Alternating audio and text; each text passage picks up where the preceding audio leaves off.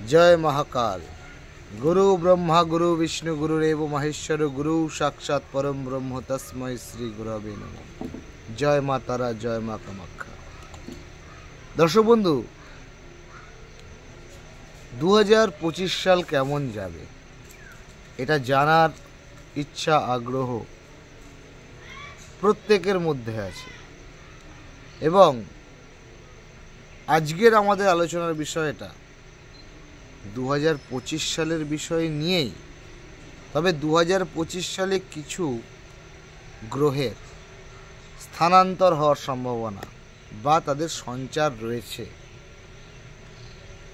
যখন কোনো রাশির ভবিষ্যৎবাণী করতে হয়, যখন কোনো রাশির আগামী বছর কেমন যাবে, সেটা মেষ, বৃষ, মিথুন, কর্কট, সিংহ, কন্যা, তুলা, বৃশ্চিক, ধনু, মকর, কুম্ভ, মীন, যে রাশি হোক না কেন, সেক্ষেত্রে কিন্তু সবার আগে যেটা নোটিফাই করতে হবে, প্রধান যে 4টে গ্রহ শনি, রাহু, কেতু এবং বৃহস্পতি, এই 4টে গ্রহ কি অবস্থানে 2025-এ থাকছে তার উপর ভিত্তি করে কিন্তু কোন রাশির কেমন যাবে সেটা কিন্তু আলোচ্য বিষয় হওয়া উচিত। কেন কি না, শনি গ্রহের একটি রাশি থেকে দ্বিতীয় রাশিতে যেতে, মানে একটা রাশিতে অবস্থান করার পরে অপর রাশিতে যেতে 2.5 বছর সময় লাগে। মানে শনি যখন যে রাশিতে প্রবেশ করেন সেখানে তিনি 2.5 বছর থাকেন। তারপর আসি রাহু এবং কেতু।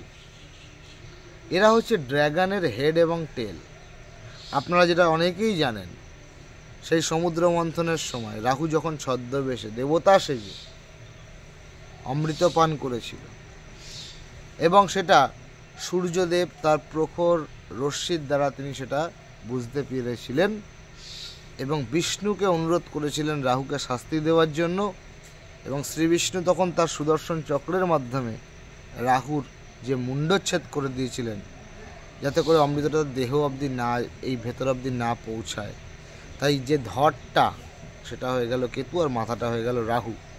তো সেই রাহু এবং কেতুরও কিন্তু একটা আমাদের জীবনে প্রভাব চলে এবং 2025 সাল কেমন যাবে জানতে গেলে কিন্তু ওই রাহু কেতুর প্রভাবটাই কিন্তু মিস করা যাবে না।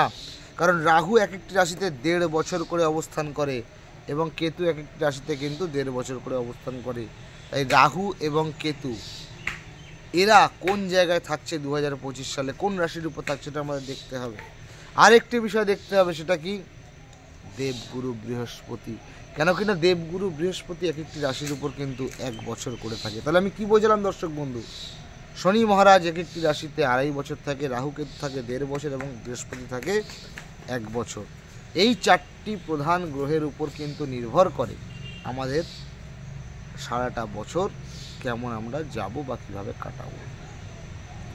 তাই এই প্রসঙ্গে আসতে গেলে সবার আগে বলতে হবে, বর্তমানে মানে আজকের দিনে দাঁড়িয়ে এখনো পর্যন্ত দেবগুরু বৃহস্পতি কিন্তু বৃষ রাশিতে অবস্থান করছে এবং 2025 সালের এপ্রিল মাস পর্যন্ত বৃহস্পতি কিন্তু ওই বৃষ রাশিতে অবস্থান করবে। 2025 সালের এপ্রিল মাস যখন শেষ হবে সেই সময় বৃহস্পতি গ্রহ, দেবগুরু বৃহস্পতি, তিনি কিন্তু বৃষ রাশি থেকে বৃষ রাশিকে ত্যাগ করে মিথুন রাশিতে প্রবেশ করবে। তাহলে প্রথম যে 4 মাস 2025 সালের এপ্রিল মাস পর্যন্ত, তখন পর্যন্ত কিন্তু বৃহস্পতি কোথায় থাকছে?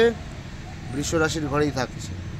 আর এপ্রিলের পর থেকে যে বাকি সময়টা কোথায় থাকছে? বৃষের পরে মিথুন রাশিতে প্রবেশ করছে। ঠিক একইভাবে শনি মহারাজ আজকের দিনে 24 সালে ডিসেম্বরে দাঁড়িয়ে শনি মহারাজ এখনও কিন্তু কুম্ভ রাশিতে অবস্থান করছে এবং 2025 সালের 29শে মার্চ পর্যন্ত শনি মহারাজ কোথায় অবস্থান করবে?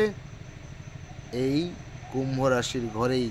কিন্তু যেই 2025 সালের, মনে রাখবে ভালো করে প্রত্যেকে, 2025 সালের 29শে মার্চ রাত 11:02 শনি কিন্তু প্রবেশ করে যাবে তার পরবর্তী রাশি কুম্ভের পরে কি মীন রাশিতে।